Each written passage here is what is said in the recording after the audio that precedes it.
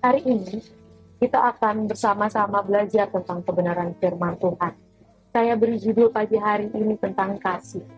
Kalau Bapak Ibu saudara sekalian mengerti, kasih itu dalam buah roh adalah yang pertama. Setelah itu baru damai sejahtera, sukacita, kesabaran, kemurahan, dan buah-buah roh yang lainnya. Tetapi pagi hari ini kita mau belajar tentang kasih. Mungkin Bapak Ibu saudara sekalian pernah mendengar tentang yang namanya krisis kasih. Apa sih itu krisis kasih?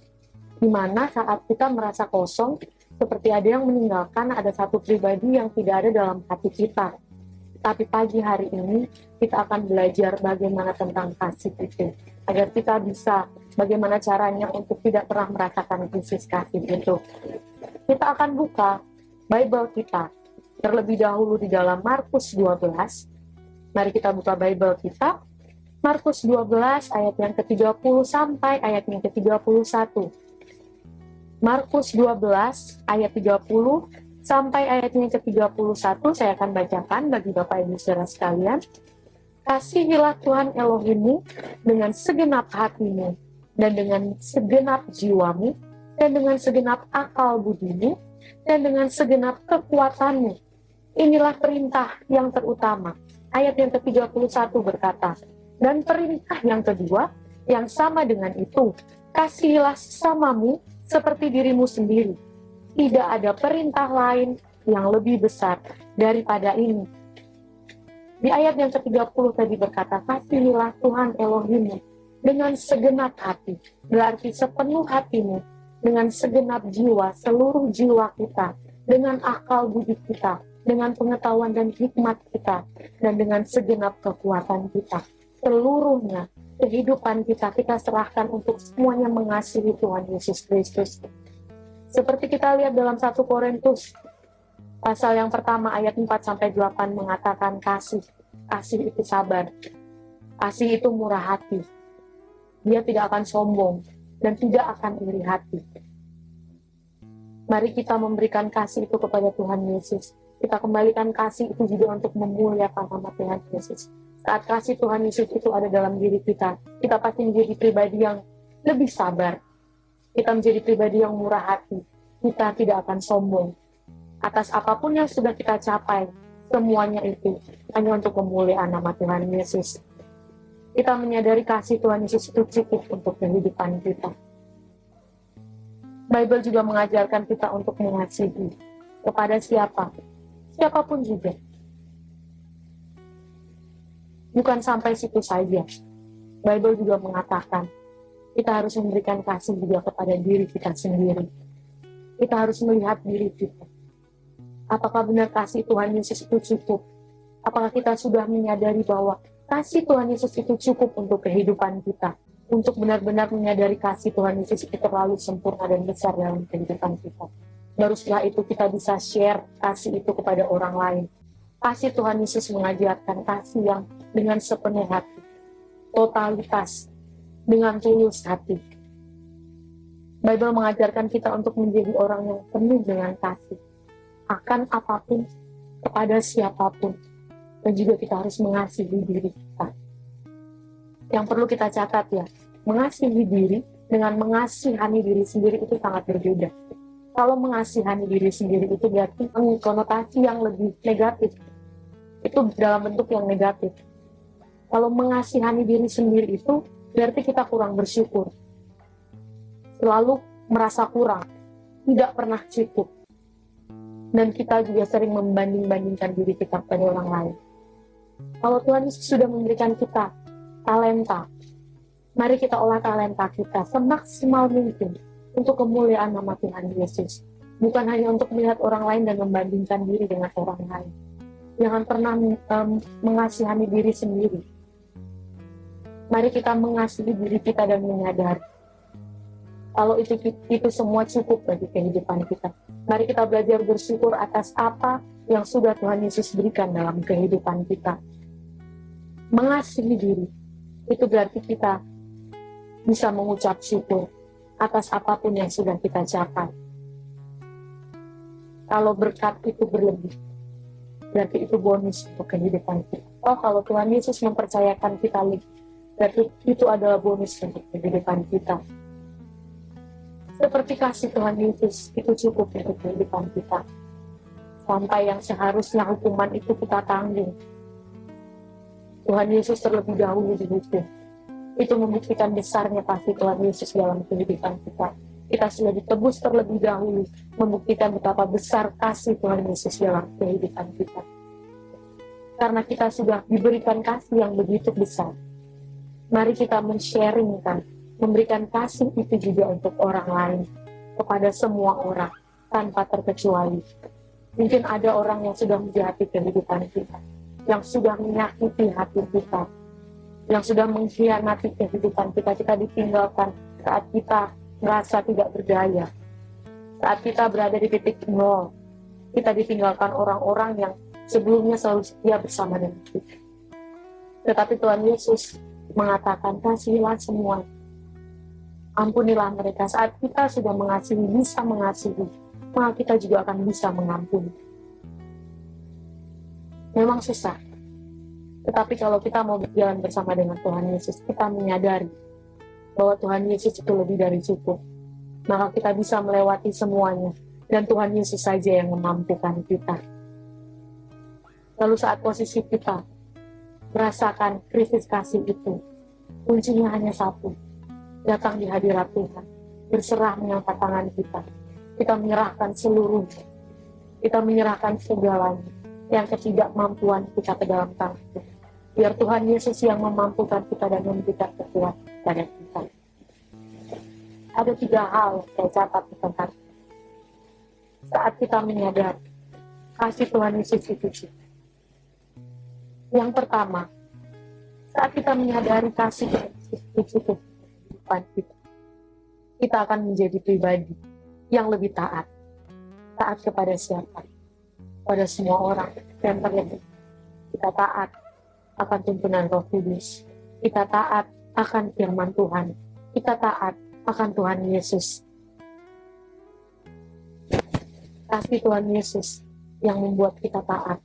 Taat akan segala peraturan yang sudah berlangsung. Taat pada orang tua kita. Mau seperti apapun orang tua kita tetap taat. Di sekolah mungkin yang sekolah, di kantor, pada atasan kita, dimanapun, kita akan menjadi pribadi yang lebih taat saat kita menyadari kasih itu cukup untuk kehidupan kita. Saya pernah di kantor dikasih pertanyaan sama teman, Michelle, kenapa kamu mau melakukan pekerjaan padahal sudah lewati batas waktu, seharusnya kamu sudah pulang? Saya bisa melakukan ini semua semaksimal mungkin karena saya terlebih dahulu diberi banyak oleh Tuhan saya, oleh Tuhan Yesus. Saya mau memberikan semaksimal mungkin apapun yang saya punya, yang saya bisa.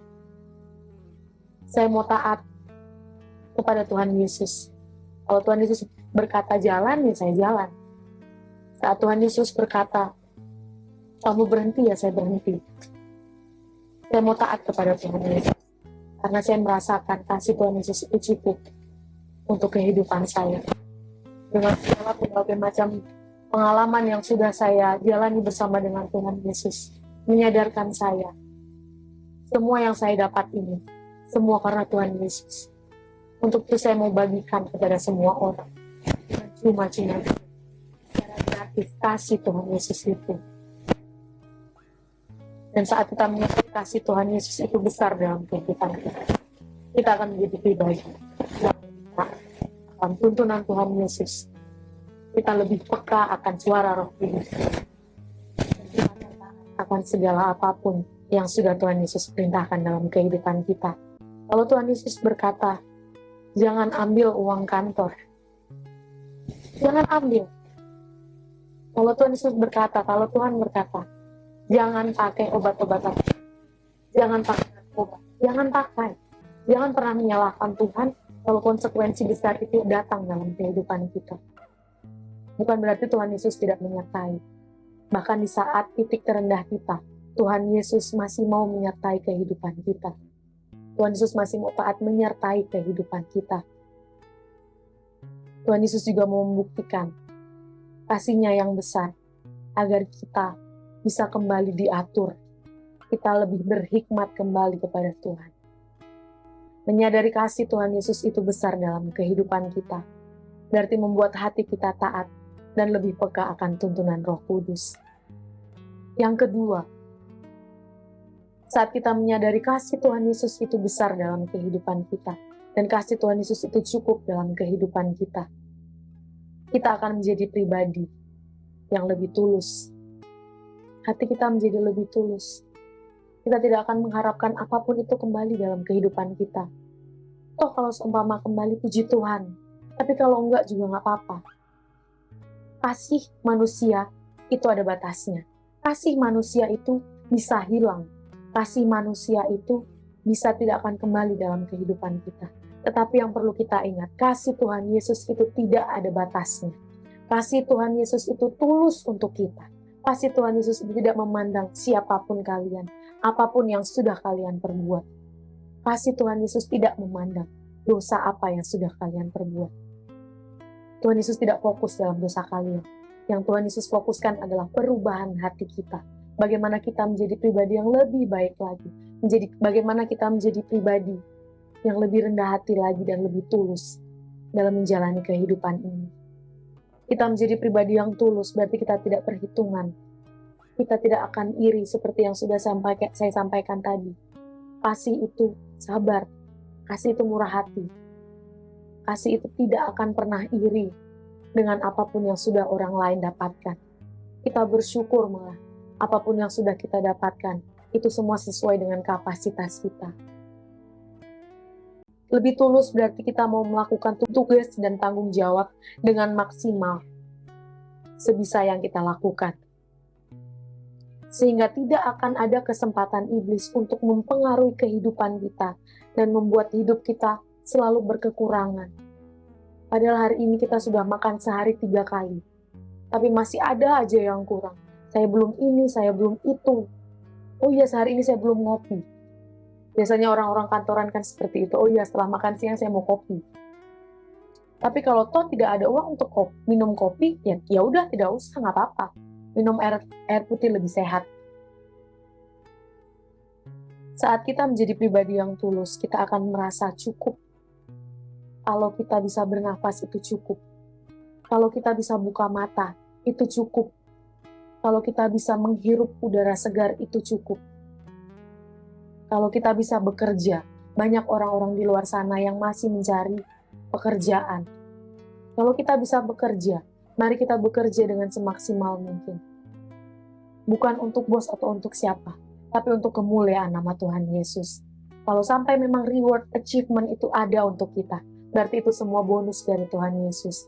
Karena kita melakukan dengan setulus hati kita dan semaksimal yang kita bisa. Hati yang tulus itu tidak akan mengharapkan kebaikan itu kembali. Oh, kalau kembali puji Tuhan, kalau enggak juga nggak apa-apa. Karena kita merasakan kasih Tuhan Yesus itu cukup untuk kehidupan kita. Lalu yang ketiga, saat kita menyadari kasih Tuhan Yesus itu cukup. Yang ketiga, maka kita akan menjadi pribadi yang lebih rendah hati. Kita tidak sombong. Baru dipuji sedikit, kita sudah tinggi hati.